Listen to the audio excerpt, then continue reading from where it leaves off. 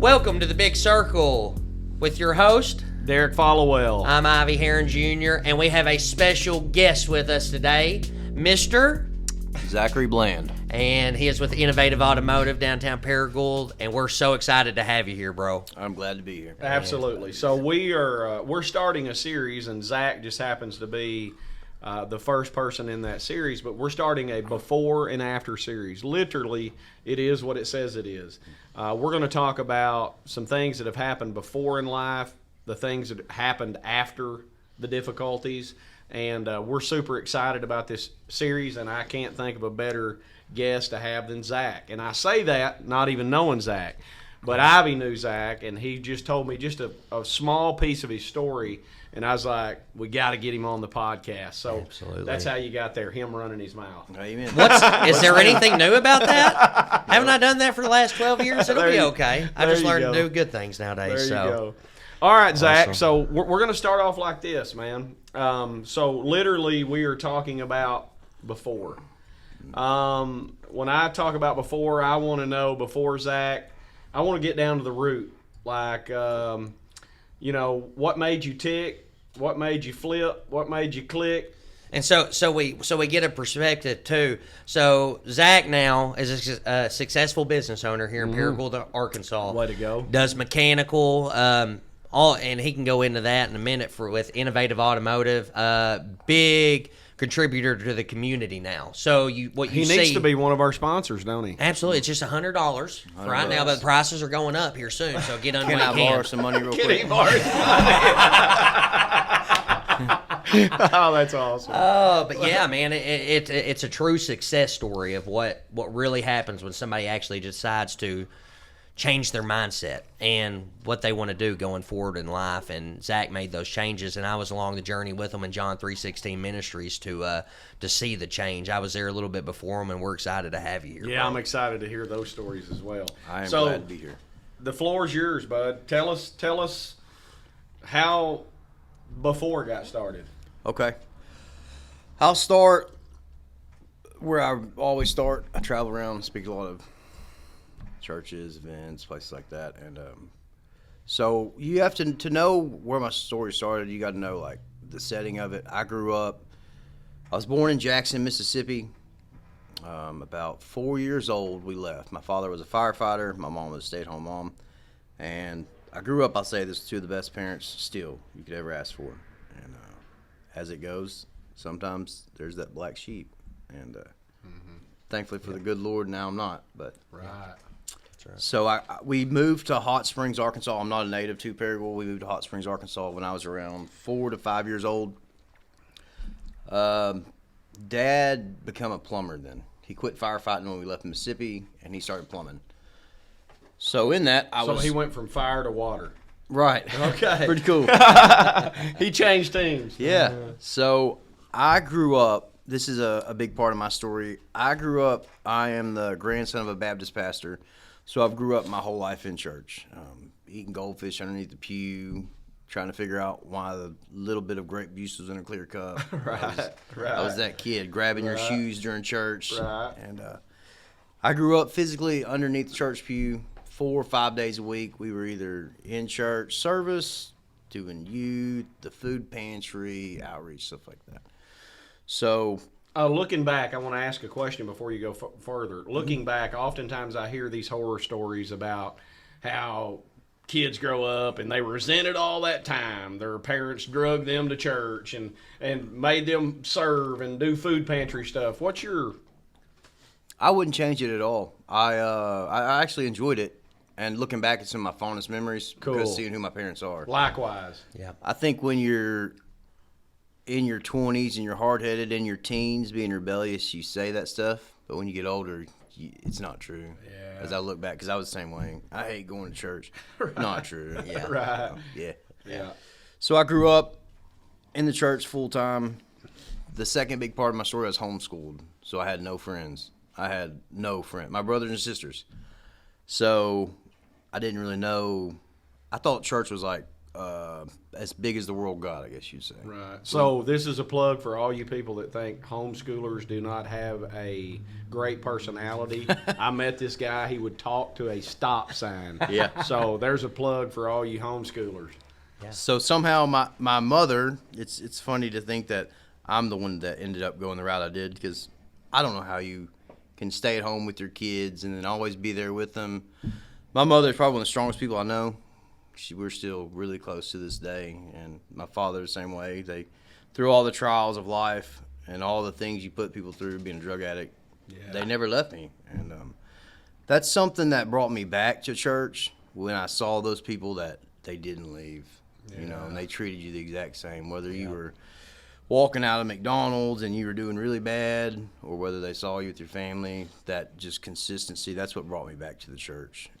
Of those people looking back. But I often say this, that part of showing Christ is just being the same. yeah, So many times people say they have Christ, but they're up and down. up and down, up and down. Yeah. Just being the same, and being the same is just being kind, just loving each other. I mean, 100%. it's not that hard. No, it's not. Yeah.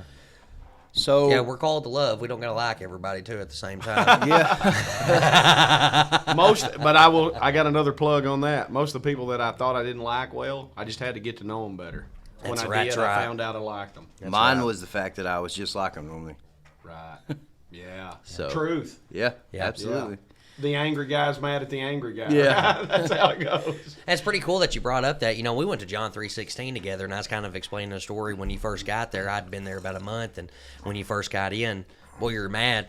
You know, your eyebrow stuck up here. I mean, it was just like that. You know what I mean? And I asked you, you know, and you were talking to me about your story, and as we were going through the motions on that, that's something that I just now learned is being homeschooled. We kind of have a similar background on that. I wasn't homeschooled, but I grew up in a Christian environment, a Christian school, and that time being sheltered like that and then being exposed to the world for what it is. Yeah. That's a big eye opener. Man, it is. Yeah. So back to your story. So you're homeschooled.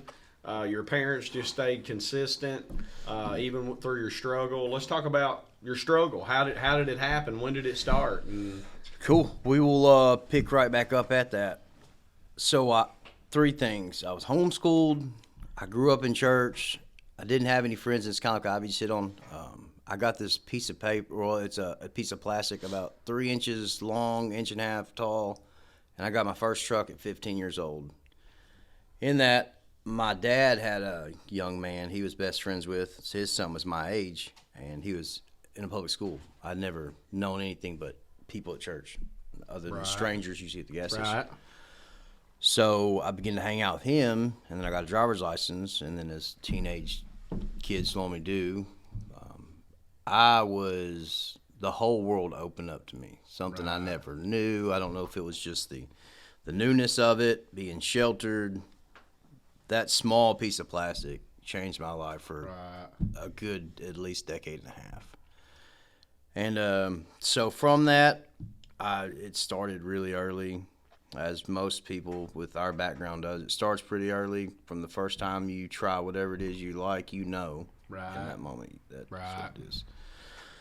So my story started that at 15, I began to really experiment, hang out with kids who partied. I never really got into it. I never really liked drinking beer or anything like that. I think probably somewhere around 15, 16, I took pain medication for the first time. And I knew within 30 minutes that that's something that, I don't know what had happened, but I knew that that's something for the next 15 years I chased. And just as hard as the first time I had tried it, that's how much I thought in the moment that I really enjoyed and loved it.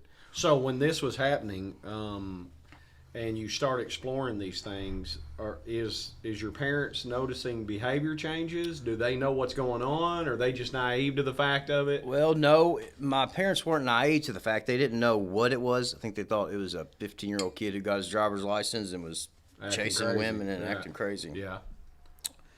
I didn't Because they don't know what to look for, because they're not dealing. They don't live that life. I'd never seen my mom, dad drink a beer, smoke a cigarette, anything. Right. I've never even Same. never Same. So this was a whole new world to us all.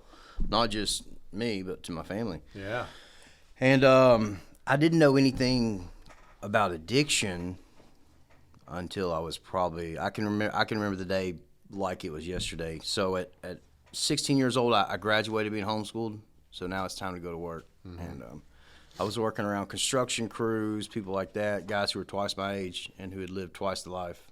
And Right. as some of those crews go, some were really tough. And man, I fell right in behind them. And I can remember around 17, maybe 18 years old, I woke up and I didn't know what was going on. I didn't have a clue. I knew there was only one thing I could think about. And when I finally got it, it made all of my worries, all my sickness, because I was an opiate addict. Right. And So on that construction site, let me ask this question: was it about, hey, I'm going to fit in with the older guys, or you just enjoyed feeling like, hey, I'm one of the older guys? no, so throughout as kids party in high school, everybody does what they do. I was kind of an outsider because I didn't really care for the alcohol and everything, but I was kind of this kid who, because I didn't know, I was pretty young and never been exposed, I was always drawn to prescription medication. Right. So I never really cared for alcohol and things of that nature. So from early age, I'd taken that route, but I didn't know anything about it. I knew that's the thing I enjoyed, and that's what I did. Right. So we'll pick up there. We're going to take a commercial break. We'll dive into that a little bit deeper after this. Thanks to all of our sponsors. Introducing the Sunroom. The house can get crowded, and if you need somewhere for family or friends to stay during the holidays, the Sunroom is a pet-friendly rental in Paragould, Arkansas, with a top-rated Airbnb Superhost rating. Beautiful scenery overlooking a nice pond, peaceful, relaxing, and much better than a hotel. Heron Tire, best from the east to the west, serving Paragould and all of northeast Arkansas for over 56 years. Tire shops have come and gone. Heron Tire has remained. We keep getting bigger and better. Got a flat? You don't have time for that. We'll get it patched up and put you back on the road. Stuck on the farm? No time to play? Call us. We're on the way. If you need to get the crops planted and you're feeling stressed, call Heron Tire. We're simply the best. New tires? We got you. Used tires? We got you. Rims, lift kits, oil change? You guessed it. We got it. So come see us at either of our Paragould locations at 700 East Kings Highway or 300 Airport Road. Heron Tire Service, 870-239-8466 or 870-240-0090. Yes, best from the east to the west. Welcome back to the Big Circle, and we kind of going where we left off at. Absolutely. So we're here with our guest, Zach Bland. We were talking about just the prescription medicine that seemed to be your drug of choice. I do want to ask a question before. How do you get your hands on this stuff at such a young age? How is it accessible? I mean, unfortunately, and not much has changed on this subject. Through the 90s, we learned about it, especially through the 2000s is really bad, that we went through the opiate epidemic, which we're trying to find the answer to, which we're not going to find in, unfortunately, modern medicine. We know where the answer is. But so through the 90s and through all the 2000s, it was, I mean, just realistically, it was prescribed to pretty much anybody who had a reason. So everybody's grandmother, everybody's family has a prescription in the cabinet, and then that gets brought to either make a profit off of or be the cool guy who shows up at the party. So all through my teenage years, as far as from 16, 17, 18, 19, it really wasn't a big deal. It was like, hey, can you grab a pack of gum when you come to work? You know, that it was just simple. It's what people did, just like smoking cigarettes. Yeah. And as the years went on, it become harder to get, and that's why we're facing the epidemic with fentanyl now, because we've squeezed one area, but then it opens up a whole nother market. Absolutely. Because they're chasing that high, no matter what they have to do. Absolutely. So you dive in deeper into this pain meds, opiates. So around, I would say 19 years old, I'm a full blown opiate addict. It's something that it's not a choice anymore. If you want to get up and function, it's what you have to do it. And so as supply and demand goes, your body demands more. You have to make a supply for that. You start to kind of turn to a criminal and kind of like if you see across the street gas is cheaper, that's where you're going to go.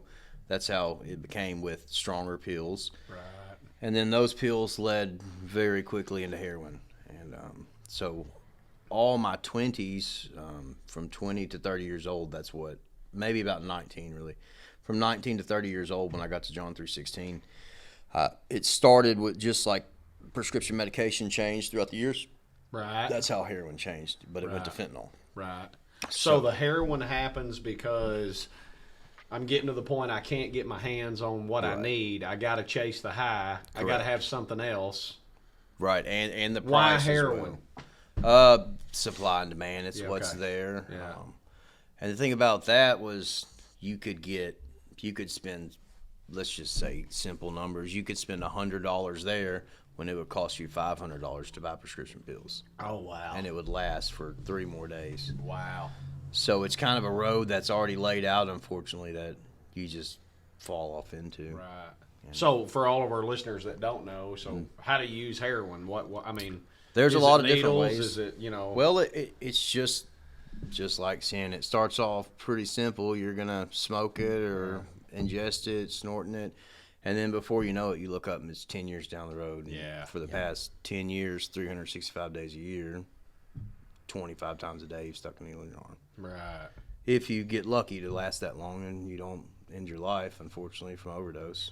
So, yeah, that's where my story ended up. It switched about 5 years into heroin addiction, into fentanyl addiction, because the exact same thing. You could get, for $100, you could get what you were paying $500 for, and it lasts. And so at this time, is this Zach running with a group of buddies, or is this still just Zach the loner and I'm doing my thing? I was in drug addiction, everybody, it seems like, wants to be the cool guy, the guy who sells drugs. I was just a pathetic guy who all I wanted to do, and I mean this, I don't mean this now, but this is what 10 years of my life looked like. All I wanted to do was do heroin. I didn't want to hang out with people. I didn't like people. I was ashamed of who I was. I didn't know how to quit. And I never was the cool guy who sold drugs or had friends. I had acquaintances who sometimes would let me come over, but in addiction, there's normally guys who surf around on couches or can go stay here this night or that night. But that wasn't my story. I guess you say I was a loner my whole career. Right. My whole career. So it kind of compounded because I didn't really have any friends to confide in. I don't know if that. So, no, I never had this group of friends that I traveled with. Who I traveled with was anybody who I could take an avenue to get to heroin or fentanyl. Right. So during this process, like all this is going on, I mean, I know me and you've talked about, your story is probably just the opposite. You're more, that got you to be the social butterfly and got you out of that anxiety. And then, we've talked about, your support system that you had. So what's your parents, where are they at in the story? And just at a loss, because we'd never been through addiction. And at this point, because that's the thing about addiction, it's not just you going through it, it's your family, 100%. So at this point, I went to my first treatment facility at 18 years old, Ruston, Louisiana Teen Challenge. By choice? Not really, but at that young of an age, you don't have your own house, so not really. Somebody says you're going. And that's the only way I ever really would go, is either if running from the court system, trying not to go to prison, pushed in a corner, which luckily at the end where my story changed, that's what pushed me to change. I was supposed to be in court the next day, physically, August 2nd, I was supposed to be in court, and I got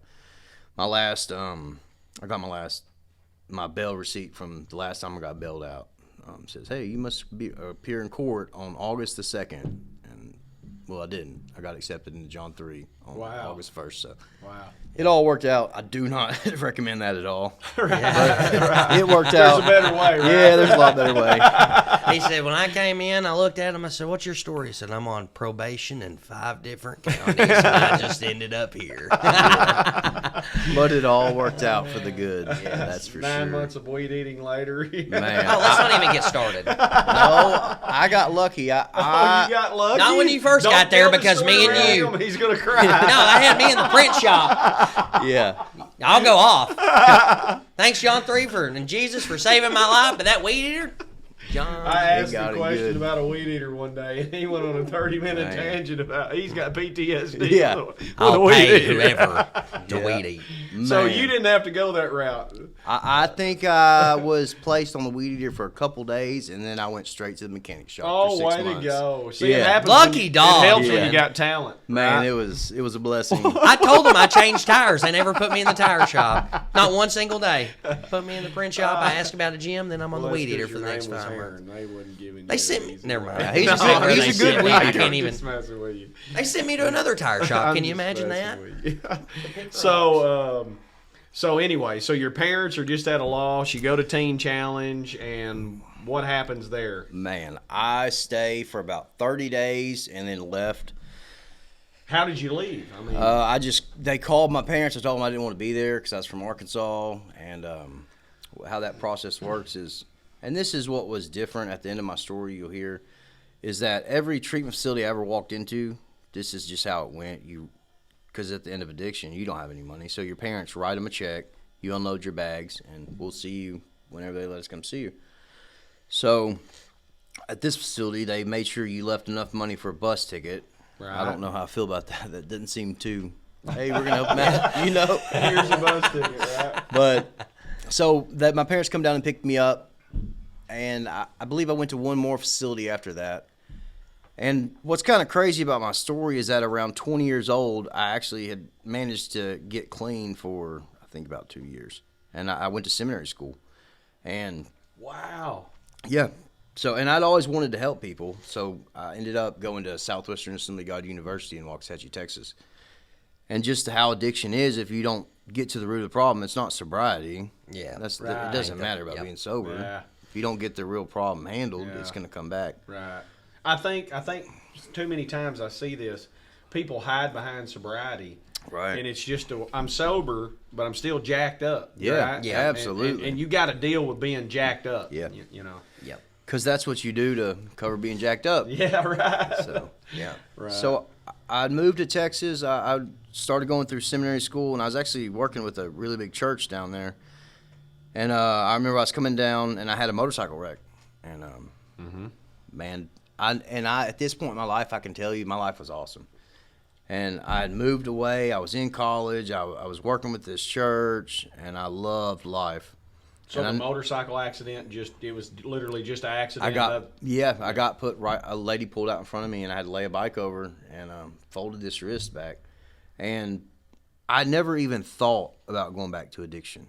Never. And when I got that prescription of pain medication that night, I'd never even thought. It's been a couple of years. I didn't even think it was an option. You know, I didn't take this medicine. But just like when I was, because to backtrack, So you're hurting. You literally need pain meds because you're yeah, hurting. I'd broken this hand, Yeah.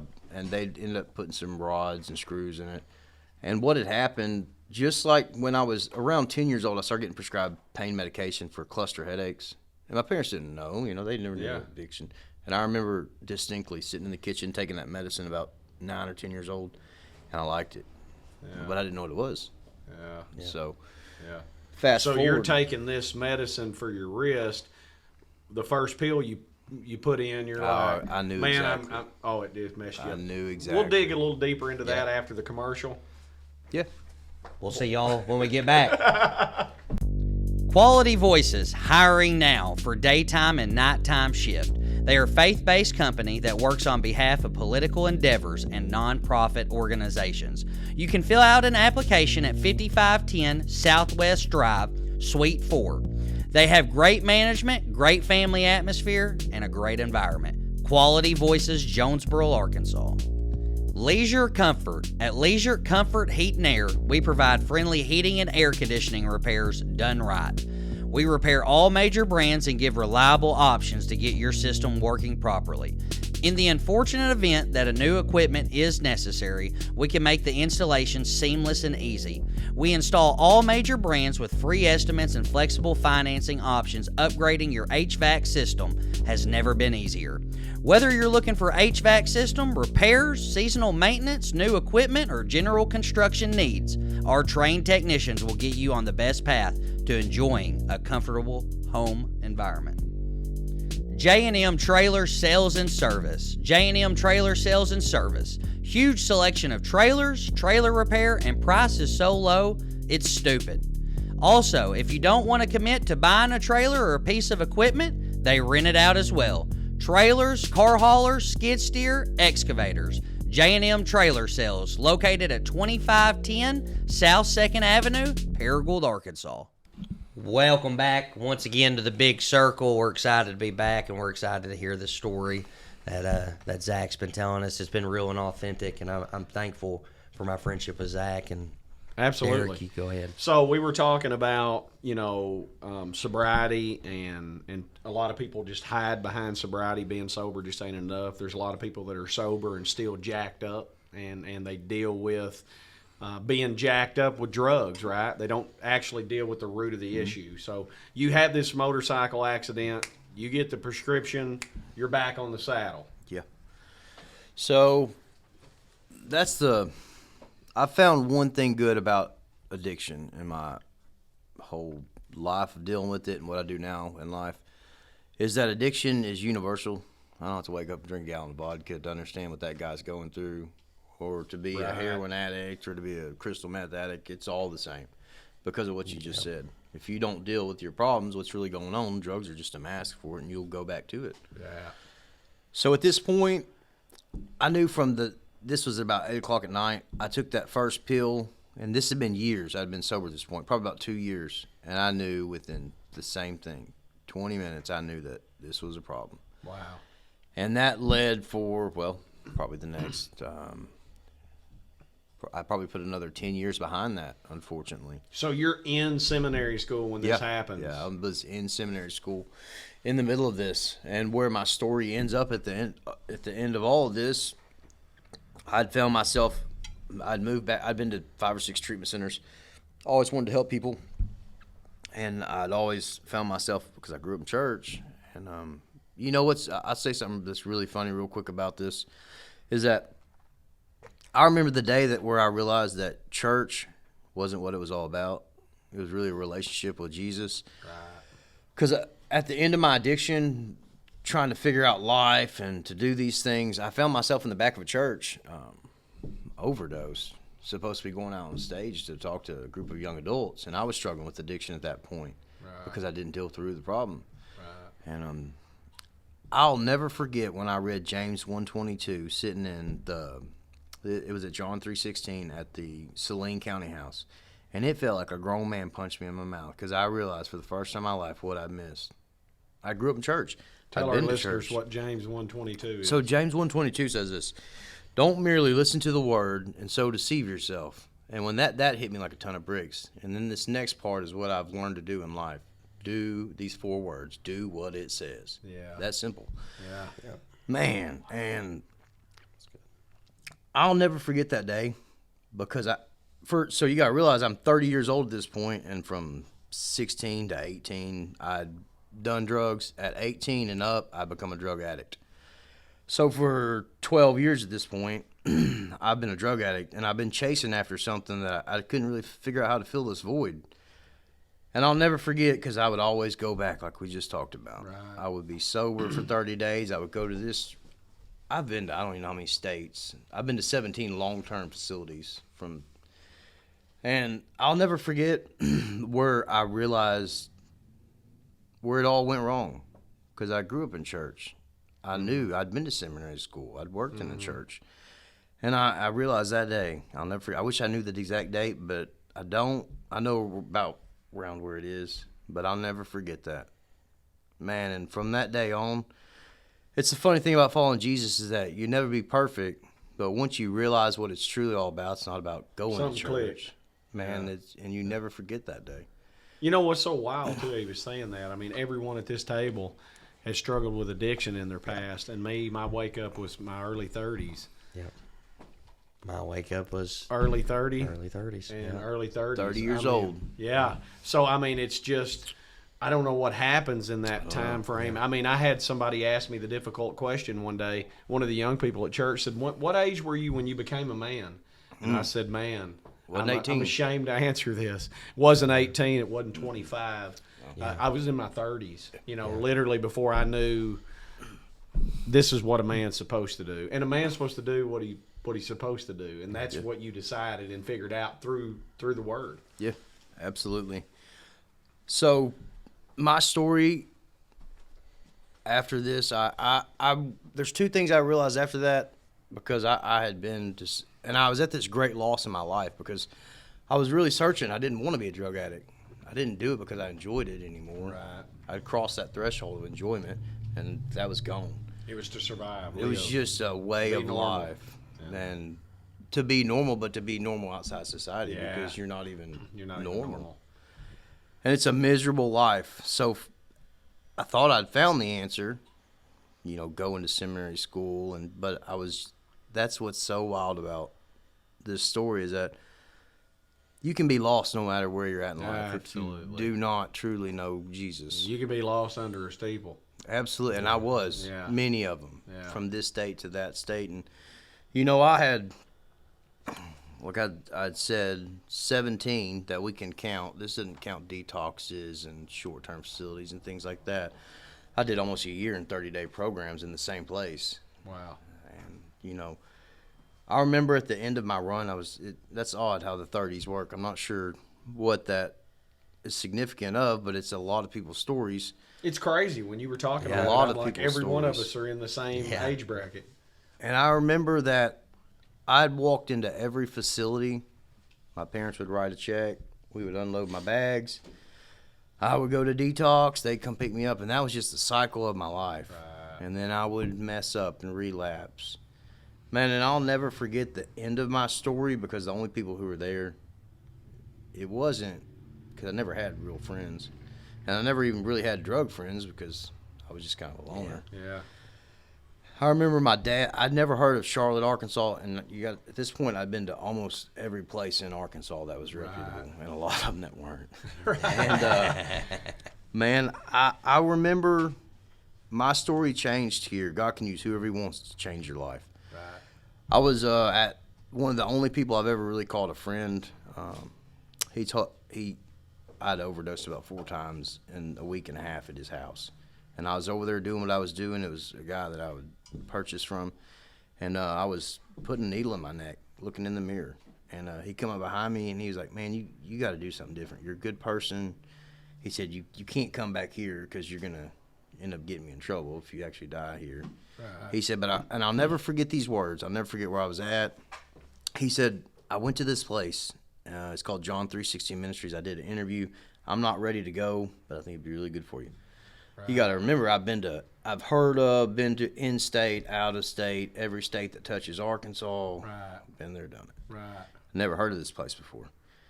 And like Ivy had said, I was on supervision, 5 counties. And, man, I remember waking up dope sick the next morning, about 3 o'clock in the morning. My eyes opened up.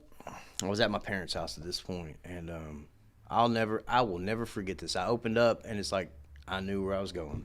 Yeah. And I'd heard of this place one time in a fentanyl-induced coma. But you woke up knowing I'm getting help. I woke up as soon as my eyes opened, and I just knew I was going John 3:16.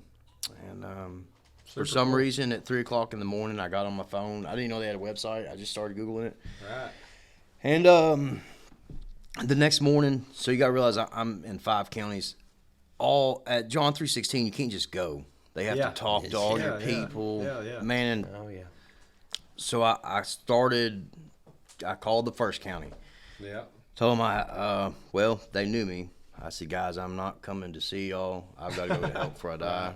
Right. And I'll never forget there was a guy named Scott who he used to do the intake at John 3:16, and you saying being nice, it goes a long ways in life. Yes. This guy answered the phone, one of the nicest people I've ever met. And I'm a drug addict, deep in drug addiction at this point, and nobody's nice to you. Right. And this guy answered the phone, and I would do what I do, and I'd go back to sleep or whatever, and he would call me back. He'd call me back. What's this public defender's name? What's this PO's name? And what's their number? And for a whole day, he did this. So he's working for you. Man, I'm taking the time and That's effort. Awesome. Yeah. That's awesome.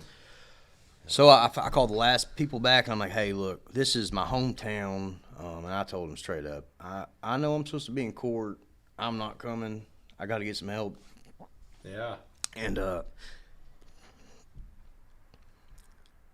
this is a place where my life really changed at. And something you don't forget. So I show up to John 3:16. I've never heard of this place. I've never seen pictures of this place. I don't know anything about it other than I really do not want to be a heroin addict anymore. Right. I've overdosed this week probably 4 or 5 times. Right. I desperately want help, but I do not know what it's going to take to get it. I know there's this guy on the phone who's been really nice to me, and for some reason he wants something to do with me, and it doesn't make no sense. I show up. Now, at this point in my addiction, I couldn't go more than a couple hours without being physically sick. Right. So let's do this. I want to, because we're doing before and after, I want to stop there. Cool. We're going to pick up, because this is your after story. Yeah, this is when where it you, stops. When you get to John 3, I want to hear that process, man. I want to dig into that. So it's been awesome, this before story with Zach, just real, transparent, authentic. Thank you. Yes, because a ton absolutely. of people would never do that, you know. They just they want to hide behind everything's okay now, you know. And I'm thankful that you expose some of that stuff, and hopefully to our listeners that helps them. Yes. Hey guys, with the Big Circle, we're thankful to have you a part of it, and give us a thumbs up, 5-star review if you got something good out of it. We're excited to hear the after story of Mr. Zach Bland. Absolutely.